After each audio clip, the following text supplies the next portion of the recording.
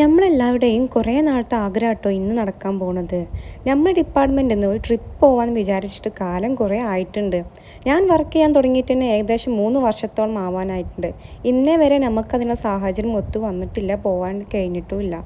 നമ്മളൊരു ഹോസ്പിറ്റൽ ഫീൽഡിൽ വർക്ക് ചെയ്യുന്ന ആളായത് കൊണ്ട് തന്നെ നമുക്ക് എല്ലാ സാഹചര്യങ്ങളും ഉൾക്കൊണ്ടിട്ട് ട്രിപ്പ് പോകുമെന്ന് വെച്ചാൽ നടക്കണ കാര്യമല്ല. നമ്മളെ മെയിൻ പ്രശ്നമാണ് നമ്മളെ ഡ്യൂട്ടി ടൈം.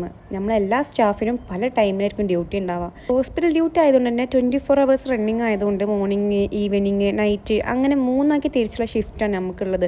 അപ്പോൾ നമ്മൾ എല്ലാ സ്റ്റാഫും പല കാറ്റഗറിയിൽ ഷഫിൾ ചെയ്ത് പോകുമ്പോൾ എല്ലാവരോടും കൂടി ഒരുമിച്ച് നമുക്ക് ഒരു പരിപാടിയും പ്ലാൻ ചെയ്യാത്ത സിറ്റുവേഷനാണ് എപ്പോഴും ഉണ്ടാവുക. എല്ലാ വട്ടവും നമ്മൾ ഓരോ ട്രിപ്പ് പ്ലാൻ ചെയ്യും, പക്ഷെ നമുക്ക് ഓരോ പ്ലാനിങ്ങും അത് അതേപോലെ ഡ്രോപ്പ് ചെയ്യല്ലാതെ നമുക്ക് വേറെ നിവർത്തി ഉണ്ടായിട്ടില്ല പോകാൻ. പക്ഷേ ഇപ്പം എങ്ങനെ നിങ്ങൾ പോകണമെന്നല്ലേ, ഇത് ഞങ്ങൾ സാഹചര്യങ്ങൾ ഒരിക്കൽ കൂട്ടിയിട്ടാട്ടോ ഞങ്ങൾ അത്രയും ചലഞ്ചസ് ആക്സെപ്റ്റ് ചെയ്തിട്ടാണ് ഈ ട്രിപ്പ് ഞങ്ങൾ പ്ലാൻ ചെയ്തിട്ടുണ്ടായിരുന്നത്.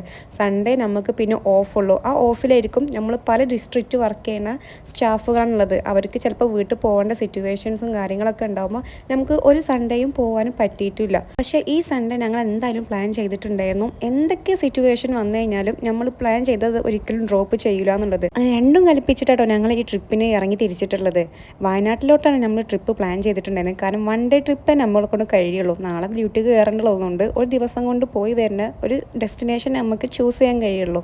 നല്ല എക്സൈറ്റ്മെൻറ്റിലാട്ടോ എല്ലാവരും. കാരണം ഇത്രയും കാലം നമുക്ക് നടക്കാത്ത കാര്യം ഇപ്പോൾ സാധിച്ചപ്പോൾ എന്തോ വലിയ സാധനം കൈ കിട്ടിയ ഒരു ആറ്റിറ്റ്യൂഡ് എന്നിട്ട് എല്ലാവർക്കും. ഏർലി മോർണിംഗും പോയിട്ട് നൈറ്റ് തിരിച്ച് വരുന്ന രൂപത്തിലായിരുന്നു നമ്മൾ കാര്യങ്ങൾ പ്ലാൻ ചെയ്തിട്ടുണ്ടായിരുന്നത്. അപ്പോഴും നമുക്ക് ചലഞ്ചായിട്ട് നമ്മളെ ഡ്യൂട്ടി ഷിഫ്റ്റ് ഉണ്ടായിട്ടുണ്ടായിരുന്നു. കാരണം നൈറ്റത്തെ സ്റ്റാഫ് ഇറങ്ങുമ്പോൾ തന്നെ നേരം 8 മണിയൊക്കെ ആകും. അപ്പോൾ അങ്ങനെയൊക്കെ നോക്കുമ്പോൾ നമുക്ക് അത്രയും നേരത്തെ ഇറങ്ങാൻ കഴിയാത്തതുകൊണ്ട് ഞങ്ങൾ നേരെ 10 മണിക്കാട്ടോ രാവിലെ ഇറങ്ങിയത്. പോണ റൂട്ടിൽ അധികം ബ്ലോക്കും കാര്യങ്ങളൊന്നും നമുക്ക് വല്ലാതെ കിട്ടിയിട്ടില്ല. അതുകൊണ്ട് തന്നെ നമുക്ക് നേരം 1 മണിയൊക്കെ ആയപ്പോഴത്തേന് വയനാട് നമുക്ക് എത്താൻ കഴിഞ്ഞിട്ടുണ്ട്.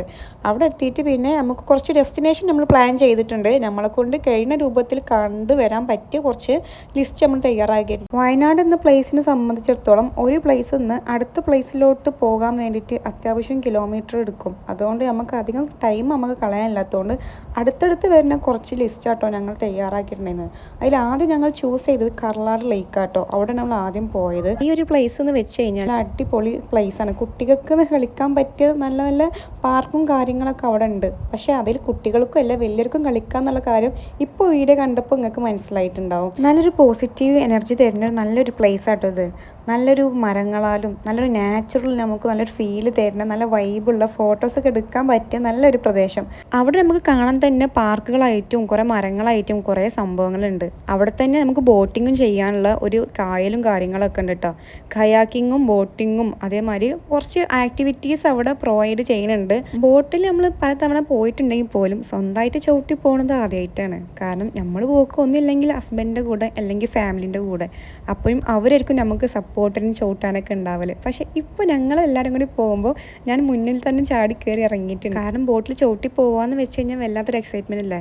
എന്താണെന്നറിയില്ല, ബാക്കി എല്ലാ ആൾക്കാരുടെ ബോട്ടുമാരെല്ലാം ഞങ്ങൾക്ക് കിട്ടിയ ബോട്ട്, ഞങ്ങൾ 4 കയറിയ ബോട്ട് ഒരു തരം നമ്മൾ ഇങ്ങോട്ട് വിളിക്കുമ്പോൾ ആ ബോട്ട് അങ്ങോട്ട് പോകുന്ന ഒരു ആറ്റിറ്റ്യൂഡ് ആയിരുന്നു കേട്ടോ. ഞങ്ങൾ എത്ര ചവിട്ടിയിട്ടും നീങ്ങാത്ത പോലെ. 20 മിനിറ്റാണ് നമുക്ക് ടൈം തന്നിട്ടുണ്ടായിരുന്നത്. ഈ ടൈമിൻ്റെ കൂടെ പറഞ്ഞൊരു കണ്ടീഷൻ ഉണ്ട്. ഈ കാരണം പൂക്കളൊന്നും പൊട്ടിക്കരുതെന്ന് പ്രത്യേകം പറഞ്ഞിട്ടുണ്ടായിരുന്നു. അത് ചെയ്യരുതെന്ന് പറഞ്ഞ കാര്യം ചെയ്യാനാണല്ലോ നമുക്ക് ഏറ്റവും കൂടുതൽ ത്വര ഉണ്ടാവല്ലേ. പക്ഷേ നമ്മൾ മനസ്സിനെ കുറച്ച് അടക്കി പിടിച്ചു. കാരണം ഇത്രയും നല്ലൊരു ഏരിയയിൽ വന്നിട്ട് ഇങ്ങനെയും പൂക്കൾ നിറഞ്ഞിരിക്കുമ്പോൾ കാണുമ്പോൾ പൊട്ടിക്കാതിരിക്കാൻ തോന്നിയില്ല.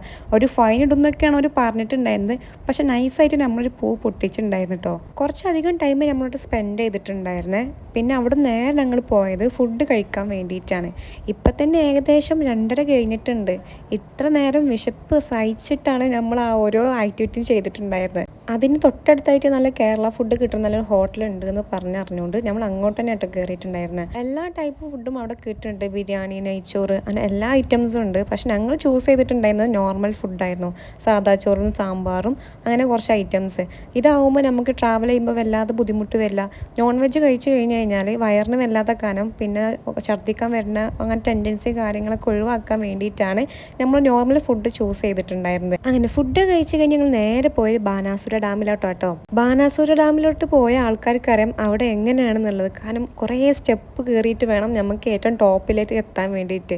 ഇപ്പം തന്നെ ഏകദേശം തളർന്നിട്ടാണ് ഓരോരുത്തരും കയറുന്നത്. അവിടെ ഒരു ട്രാൻസ്പോർട്ടേഷൻ പ്രൊവൈഡ് ചെയ്യുന്നുണ്ടെങ്കിൽ പോലും നമ്മൾ അത് ചൂസ് ചെയ്യാതെ നമ്മൾ നടന്ന് കയറുന്നുള്ള വാശിക്ക് തന്നെ കയറിയതാട്ടോ. നല്ല രസമാണ് അവിടെ കാണാൻ വേണ്ടിയിട്ട്. നല്ല നീണ്ടു നിവർന്ന് കിടക്കുന്ന ഒരു ഏരിയ ആയതുകൊണ്ട് തന്നെ നമുക്ക് നല്ലൊരു എൻജോയ്മെൻറ്റ് അവിടെ നിന്ന് കിട്ടിയിട്ടുണ്ട് കേട്ടോ. നല്ലൊരു നാച്ചുറൽ ഫീലിങ്സ് ആണ് നമ്മൾ ചൂസ് ചെയ്ത ഓരോ സ്പോട്ടിനും നമുക്ക് കിട്ടിയിട്ടുള്ളത്. പിന്നെ ഏറ്റവും ബുദ്ധിമുട്ട് കൂടിയ കാര്യം എന്താ വെച്ച് കഴിഞ്ഞാൽ നട്ടുച്ച ആയതുകൊണ്ട് നല്ലോണം വെയിലായിരുന്നു. ഈ വെയിലത്ത് അത്രയും കയറ്റം കയറി ഇറങ്ങാന്ന് വെച്ച് കഴിഞ്ഞാൽ കുറച്ച് റിസ്ക് ആയിട്ടുള്ള കാര്യം തന്നെയാണ്. ടൈം പെട്ടെന്ന് പോകണോണ്ട് നമ്മൾ അധികം ടൈം അവിടെ സ്പെൻഡ് ആക്കിയിട്ടില്ല. എല്ലാ കാര്യങ്ങളും കണ്ടിട്ട് ഞങ്ങൾ നേരെ താഴോട്ട് ഇറങ്ങി. മോള് കയറി ഇറങ്ങിയപ്പോൾ തന്നെ എല്ലാവരും ടയേർഡ് ആയിട്ടുണ്ടായിരുന്നു. പിന്നെ ഒന്നും നോക്കിയില്ല, ഓരോ ചായയും ഒരു കടിയും വീതം എല്ലാവരും കഴിച്ച്. അതിൻ്റെ തൊട്ടടുത്ത് തന്നെ ഒരു ചേട്ടൻ ചിപ്സ് വിൽക്കുന്നുണ്ടായിരുന്നു. അവരെ വീട്ടിൽ തന്നെ ഉണ്ടാക്കുന്ന സാധനമാണെന്ന് അവർ പറഞ്ഞത്. അപ്പോൾ പിന്നെ ഒന്നും നോക്കിയില്ല, 2 പാക്കറ്റ് അവിടുന്ന് വാങ്ങി നേരെ പോന്ന്.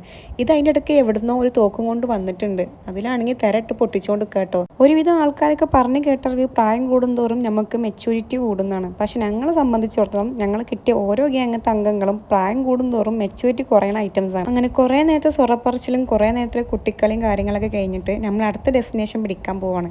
ഇനി എന്തായാലും വയനാട്ടിൽ വന്നിട്ട് തേയിലത്തോട്ടം കാണാതെ പോയിരിക്കാൻ കഴിയില്ലല്ലോ.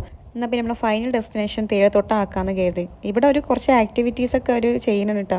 പക്ഷെ നമ്മൾ അതിലൊന്നും കയറുന്നില്ല. നമുക്ക് ഈ ഒരു നാച്ചുറൽ വൈബ് മാത്രം ആസ്വദിച്ചാൽ മതി. ഇതൊക്കെ കാണുമ്പോൾ കണ്ണിന് കിട്ടുന്ന ഒരു കുളിർമ ഉണ്ടല്ലോ, അതൊരു പ്രത്യേക തരം വൈബാട്ടോ. ഇവിടെ കുറച്ച് നേരം തന്നെ നമ്മൾ ടൈം സ്പെൻഡ് ചെയ്തപ്പോൾ തന്നെ നേരം 6 മണി ആയിട്ടുണ്ട്. ഇവിടുന്ന് ഇനി ഇപ്പം ഇറങ്ങിയിട്ടില്ലെങ്കിൽ നമ്മൾ ഇനി നാട്ടിലെത്തുമ്പോഴത്തേന് നല്ലോണം ലേറ്റ് ആവും. അപ്പോൾ പിന്നെ ഒന്നും നോക്കിയില്ല, നമ്മൾ നേരെ അവിടുന്ന് പോകുന്നു. ഏറെ സങ്കടത്തോടാണെങ്കിലും വയനാടിനോട് ടാറ്റ ബൈ ബൈ പറഞ്ഞിട്ട് ഞങ്ങൾ നേരെ ഇങ്ങോട്ട് പോകുന്നിട്ടാ. ഇത്രയും നേരത്തെ എൻജോയ്മെൻറ്റും സന്തോഷമൊക്കെ കുറച്ച് ടൈമും കൂടി ഉണ്ടാവുള്ളൂ എന്ന് ആലോചിക്കുമ്പോൾ ഒരു സങ്കടം. ഇനി അടുത്ത തവണ ട്രിപ്പ് പോകുമ്പോഴും നമ്മൾ ഈ ഗ്യാങ് ആവില്ലല്ലോ നമ്മളെ കൂടെ ഉണ്ടാവുക. കാരണം ഓരോരുത്തരും മരത്തിൻ്റെ ചില്ലകൾ പൊഴിയണ മാതിരി ഓരോ ആൾക്കാർ കൊഴിഞ്ഞ് അടുത്ത ഡെസ്റ്റിനേഷൻ തേടി അങ്ങനെ പോകും. അപ്പോൾ പിന്നെ ഈ കിട്ടുന്ന വൈബ് ആവില്ല, അവരിൽ നിന്ന് കിട്ടലുണ്ടാവില്ല. എന്തായാലും ഈ ഒരു ദിവസം എന്ന് വെച്ച് കഴിഞ്ഞാൽ ഞങ്ങൾ ലൈഫിൽ മറക്കാനാവാത്ത നല്ലൊരു മെമ്മറി തന്നെ ആയിരിക്കും.